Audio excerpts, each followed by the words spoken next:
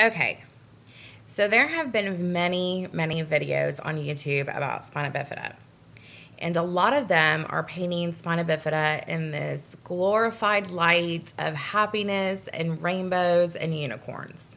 Okay? And a lot of it is talking about how to meet friends who don't have spina bifida and how to fit in society and all this other stuff. And I'm here to tell you a little bit about the truth. First off, my name is Kaylee. I am 35 years old, okay? Not only do I have spina bifida, I am a daughter, a cousin, a granddaughter, a mother, a wife, a friend, and a best friend. I am older, so when I grew up, we didn't have social media. We didn't have YouTube, Facebook, MySpace, Twitter, all this social media stuff so you could find friends online. And I was raised in a household no different from my two siblings who do not have spina bifida. I was raised in a household that you can do whatever you put your mind to. Don't focus on your disability, focus on your abilities. Meaning that, yeah, maybe you might not be able to walk. Fortunately, I am still able to walk. That is not yet to be determined if later in life I won't be. But don't focus whether you have to use a wheelchair. Focus on what you have. Focus on your mind, your personality, your spirituality. Focus on those things. Build up your self-esteem.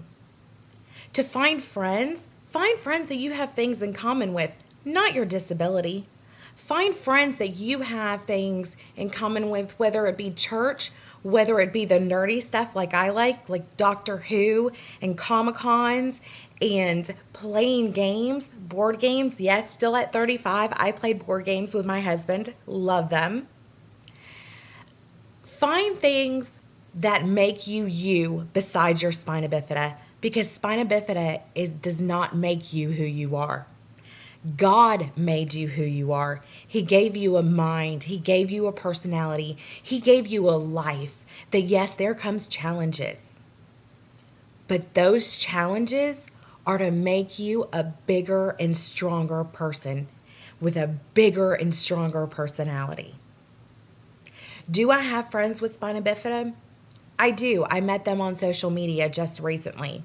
I have 3 in particular that I talk to. Have I met them face to face? No. And I met them less than a year ago at 34 years old.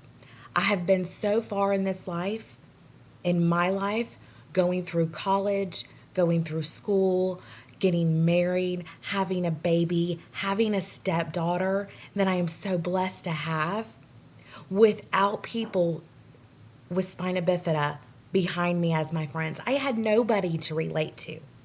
Nobody to go over what was going on in my life. I faced many surgeries, over 20, not all necessarily related to spina bifida, but those surgeries, a lot of them I faced by myself. My husband being military, I faced them when he was deployed. I faced medical decisions at a very young age, in my early 20s, that nobody should have to face, including those with spina bifida, but I faced them head on by myself. I made those decisions informed because I decided, even though my major was in criminal justice and law, I decided that I was going to be competent enough to learn all the medical stuff that I needed to learn. Neurology, urology, everything. I learned to face those head on without having my parents next to me, without having somebody next to me making those decisions for me. That's how we become independent. Knowledge is the key. Everything is the key besides what our physical bodies are able to do. There are many people who have numerous disabilities, who are either using wheelchairs as mode of transportation, using trachs as ways to breathe. These people have accomplished so much. I don't know if you all know this, but people with spina bifida have come on to become surgeons, have to become doctors, accountants, teachers, everything. Don't let spina bifida limit what you're capable of achieving. Don't let spina bifida dictate what you do on a day-to-day basis. I take care of a household. I take care of all of our financial stuff.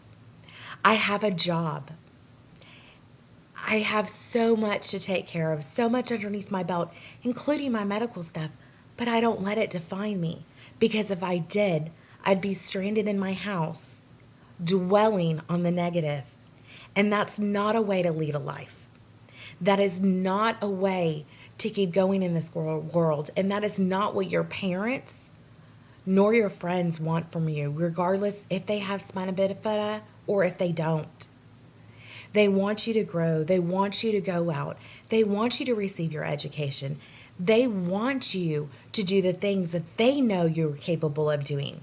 Setting limitations on yourself will not get you anywhere. It will not build you up, and it won't keep you in a positive light.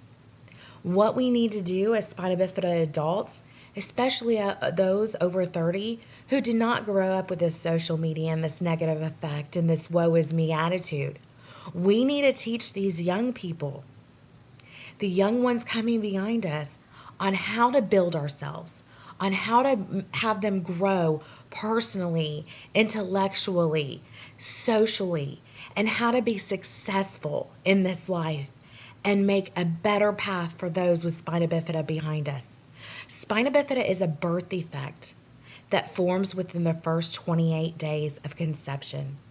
Most people don't know they're pregnant, and honestly, I didn't know I was pregnant until 3.5 months into my pregnancy. Luckily, my son did not develop spina bifida, but if he did, thank God I know about it and I have the resources to help him grow. And that's what we need to look at. We don't need to look at what is going to cure spina bifida, because unfortunately, as much as we want it to, there's not going to be a cure. There's not going to be some magical pill or some magical surgery. You're still going to have complications and side effects of spina bifida that are still going to develop that you have to deal with throughout your years of life. And let me tell you, your life is long. Your life is very long. There are many of us that are in our 50s, 60s, and even 70s. You are here for a purpose. And us over 30 are here for a purpose, to teach these young kids that they can do anything that they put their mind to. Anything. Yeah, some of them might not be able to walk, but that doesn't mean they can't participate in an adaptive sport. That doesn't mean that they can't go to college. That doesn't mean that they can't have friends that are not disabled. The world is a big place filled with amazing opportunities. And I'm here to tell you the truth. I'm not here to sugarcoat it. I'm not here to say that it's all grand and great to have spina bifida, because it does suck. At times, there are days that you want to throw the towel in and look at the coach and say, I quit.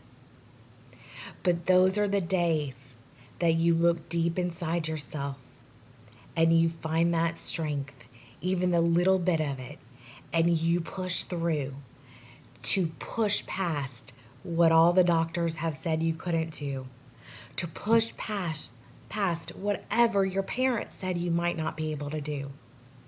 You are here to prove them wrong, because you have an exceptional strength.